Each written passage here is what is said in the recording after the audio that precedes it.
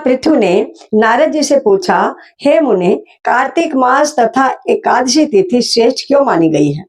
तब नारद जी ने कहा, राजन, एक बार यही प्रश्न सत्यभामा जी ने श्री कृष्ण जी से पूछा था और उन्होंने जो उत्तर दिया सो मैं तुमसे कहता हूँ, ध्यान पूर्वक सुनो।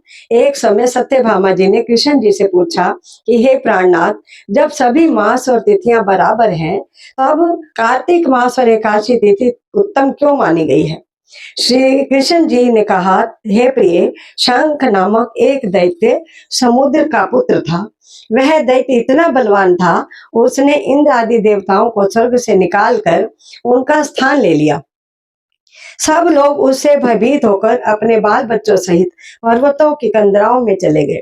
तब वह दैत्य सोचने लगा कि मैंने देवताओं का स्थान तो पा लिया, लेकिन वो जीते नहीं गए।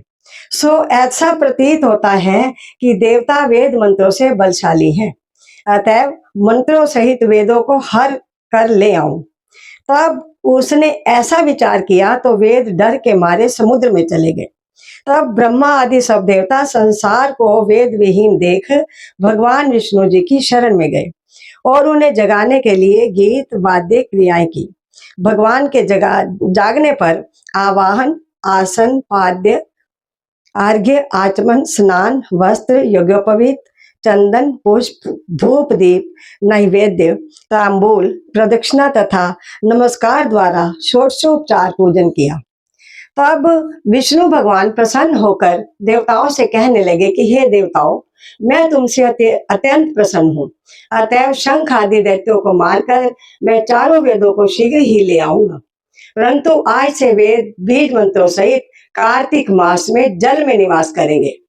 अतएव कार्तिक के महीने में जो कोई ब्रह्म मुहूर्त या अमृत वेला में स्नान करेगा, उसको यज्ञ के समान फल प्राप्त होगा, उसके समस्त विघ्न दूर हो जाएंगे। हे देवताओं, आज एकादशी के दिन आप सबने मुझे जगाया है, इसीलिए सब तिथियों में एकादशी मान्यता अधिक होगी। कार्तिक तथा एकादशी का व्रत मुझे अत्यंत प्रिय है। नारद जी कहते हैं, हे राजन, इतना कहकर भगवान मछली का रूप धारण कर विंध्याचल में निवास कर रहे कश्यप जी की अंजलि में आ गए। कश्यप जी ने उनको कमंडल में डाल दिया। जब कमंडल भर गया तो मत्स्य रूप भगवान कहने लगे कि मुझे कोई बड़ा स्थान दो। तब कश्यप जी ने घड़ा दिया, घड़ा भी भर गया। तब उन्होंने कुएं में छोड़ दिया, परंतु भगवान धीरे धीरे बढ़ते बढ़ते रहे। तत्पश्चात कश्यप जी ने उनको समुद्र में डाल दिया, समुद्र में भी बढ़ने लगे। फिर मत्स्य अवतार भगवान शंखासुर दैत्यों को मारकर बद्री नारायण के आश्रम पर आए। वहां आकर भगवान ने देवताओं से कहा कि हमने शंखासुर को मार दिया। अब ऋषि और मुनि जाकर समुद्र से वेदों को ढूंढ लाएं, तब तक देवताओं सहित प्रयाग में मेरा निवास रहेगा। तब ऋषियों ने अपने तपोबल द्वारा समुद्र में से वेदों के 6 अंगों छंद, व्याकरण, कोश, वैदिक, ज्योतिष तथा स्मृति को ढूंढ निकाला।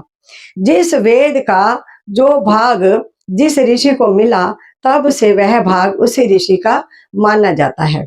इसके बाद समस्त ऋषि ब्रह्मा आदि देवताओं के पास आए और उन्होंने वहां पर अश्वमेध यज्ञ किया। तभी से प्रयाग तीर्थों का राजा कहा जाने लगा। प्रयागराज में स्नान, दान तथा यज्ञ आदि का विशेष महत्व है। इससे जन्म जन्मांतर के पाप समूह नष्ट हो जाते हैं। कार्तिकेश्वर भगवान विष्णु की जय। एकादशी माता की जय। सत्य सनातन धर्म।